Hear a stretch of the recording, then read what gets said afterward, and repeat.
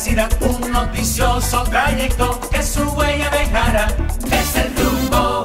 A las 10:06 Pero si en el rumbo de la mañana. Si el coordinador no va a comentar, ¿por qué tú tienes que dejar que el nuevo comente? Él va primero que yo. Vamos a buscar el punto medio, el justo punto medio de la vida.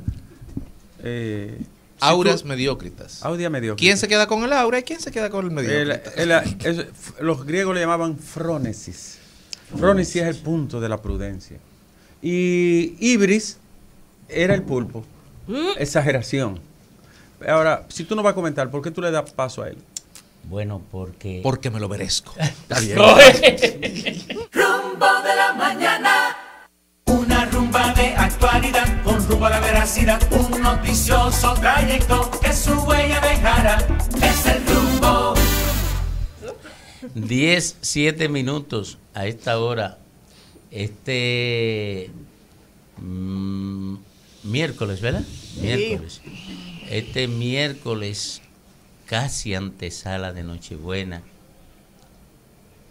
Digo, el país está en efervescencia. Sí, pero estamos en Navidad, no se puede estar hablando de cosas. ¿Verdad? Yo me imagino que tu comentario viene para hablar de villancico y cosas de eso. Pastores a Belén. Exacto. Pues con los pastores a Belén, Nos el trasladamos propietario de la palabra iluminada, Federico Jovine. Gracias, buenos días. Gracias, Domingo. Buenos días, amigos de cabina y amigos que nos escuchan. Ciertamente el día sería propicio para no, sobre todo con un viernes que no será y un jueves que tampoco casi lo será, para no abordar temas tan espinosos en una fecha tan importante para la cristianidad y para la humanidad en sí. Pero sería un poco temerario o irresponsable no hablar de lo que todos estamos hablando y lo que ha dominado la agenda en esta semana y en esta mañana. ¿Cómo no hablar de las 3.456 páginas de la acusación que ha presentado el Ministerio Público en el caso Pulpo? Repito, 3.456 páginas.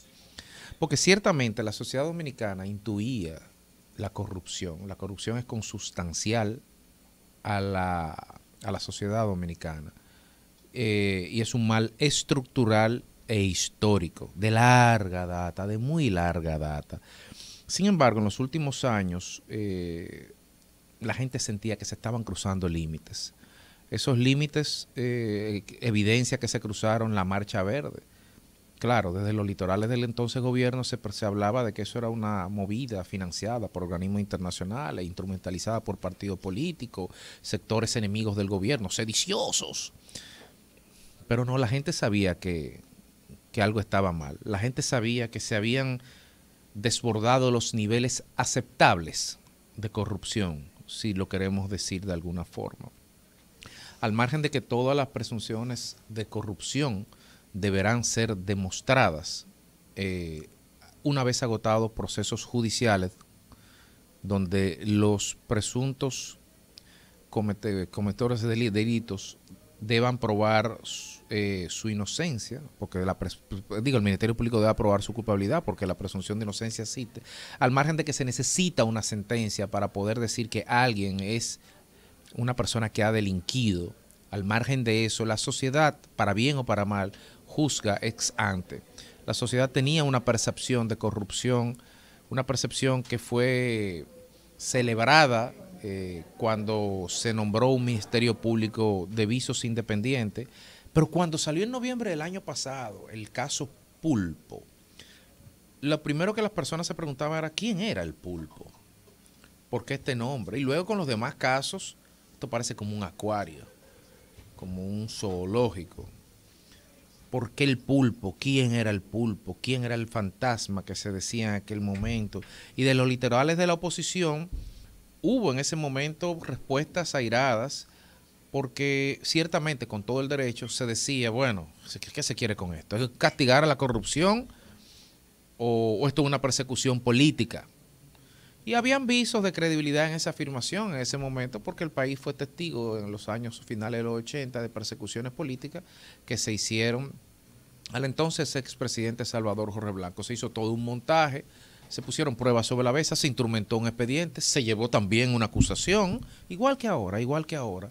Sin embargo, a confesión de parte, relevo de prueba, el propio doctor Balaguer reconoció luego que no debió haber eso. Entonces, si no debía haber hecho eso, era porque lo podía evitar o porque lo instrumentalizaste, porque lo dirigiste y porque lo ejecutaste.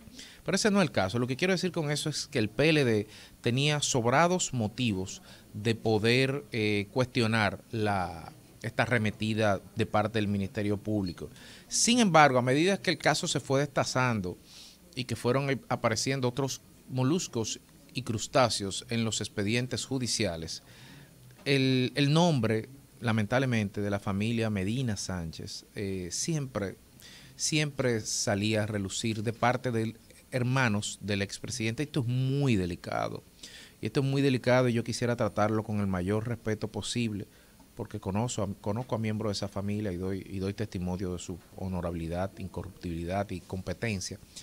Pero, porque esto nunca se había visto tampoco. O sí, esto se vio una vez, y precisamente porque se vio una vez es delicado y de mucho cuidado incluso hacer la comparación, porque se dio una vez en el caso de la familia Trujillo, en el cual hubo una superposición del entramado familiar sobre el entramado institucional del Estado.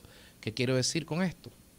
Que miembros de la familia Trujillo ocuparon posiciones en el Estado Dominicano. Esto es un hecho incuestionable, jurídicamente comprobable, al igual que en este momento que nos encontramos. Ahora, de ahí a cruzar las líneas, porque usted puede perfectamente ser un miembro de una familia y estar desempeñando una posición que sea antiético, que no sería correcto, que el presidente no debería tener ni ariente ni pariente, esa es otra discusión. Pero si no hay una subordinación directa, lo del nepotismo entra en la categoría ética, no jurídica. Sin embargo, probar hechos ya es otra cosa. Usted puede estar frente en un banco del Estado y ser hermana del presidente. Y eso usted tiene todo el derecho a estarlo, absolutamente que sí, y eso no implica ni presume nada malo. De ahí a probar y demostrar que hubo comisión, eso tiene que ser en un tribunal. Y de ahí a escalarlo y establecer una relación de causalidad directa que permita confundir o superponer o equiparar la consanguinidad con la actuación frente a la cosa pública, ya eso es muy delicado.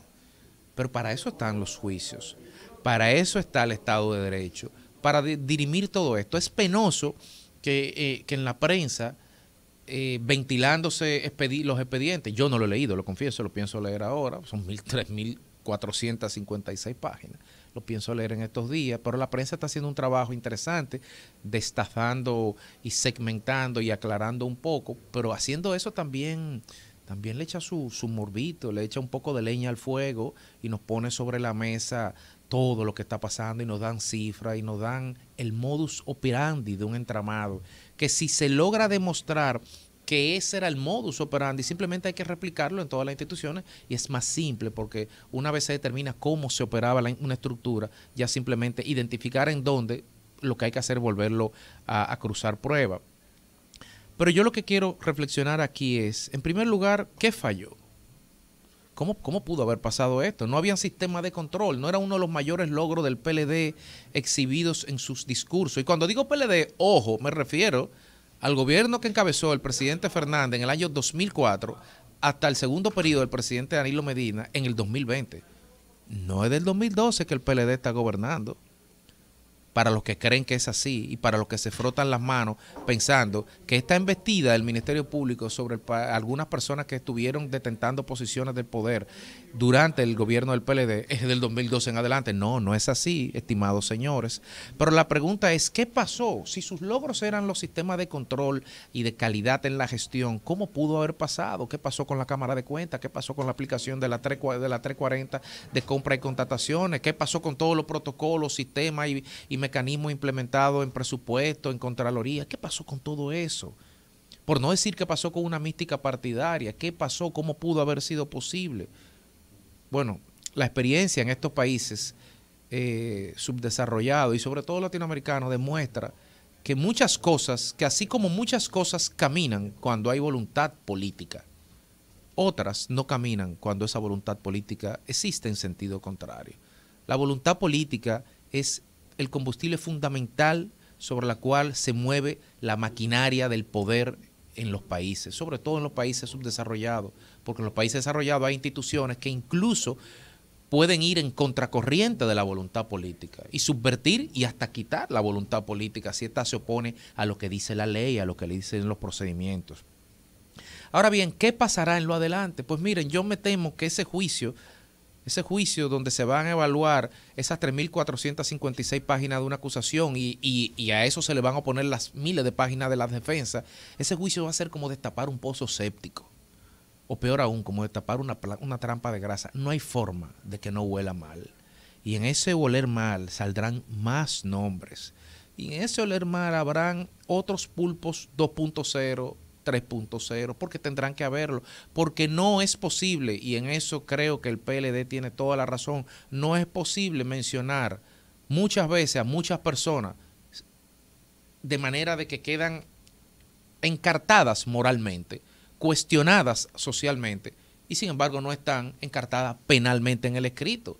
Uno pensaría en un principio, pero esto es maledicencia que tiene el Ministerio Público, que está señalando nombres y sin embargo no lo está acusando. Bueno, a lo mejor esa será la parte 2 de la película. Esto va a pasar, inevitablemente va a pasar.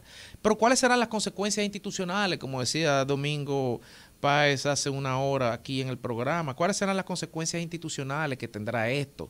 Y esto es importante porque cuando una embarcación está en medio de una tormenta, la tripulación tiene que estar alineada. Y la tripulación es el país, la nave es la república, y la tormenta es COVID, es pandemia, y es recesión económica mundial, y hay inflación también. Entonces, esto es importante saberlo porque la gobernabilidad es necesaria. Sí, es verdad que lo es. Pero la gobernabilidad no puede ser construida sobre la base de la impunidad, sobre la base del olvido. No, eso no. Por eso tenemos que pensar como país en qué puede pasar con relación a las consecuencias institucionales. Y me quedo con las palabras que señalaba el representante Sánchez de los diputados en el PLD ayer, que decía, cito, comillas, hacer mención de manera aviesa, queriendo judicializar la política, es una perversidad del Ministerio Público. Bueno, cierro comillas. Si eso fuera así, sí que lo es. El problema es que aquí no se está judicializando la política. Aquí se está judicializando todo. Judicializar la política sí es correcto. Lo que está mal es politizar la justicia, que eso sí hemos visto. Entonces nosotros sí queremos que se judicialice todo, porque judicializar es someter todas las actuaciones de todos los funcionarios y de todos los ciudadanos al imperio de la ley y a la evaluación de las instancias y las que son legítimamente competentes para evaluar su comportamiento, esto es, los jueces. Entonces, finalmente, ante toda esa realidad y ante lo que hemos visto que apenas es la punta del iceberg, y retrotrayéndome a noviembre del 2020, cuando escuchamos el caso Pulpo, y cuando se presentaba y se planteaba quién era el pulpo, yo me pregunto ahora, viendo estas 3.456 páginas, ¿de cuál pulpo es que estamos hablando?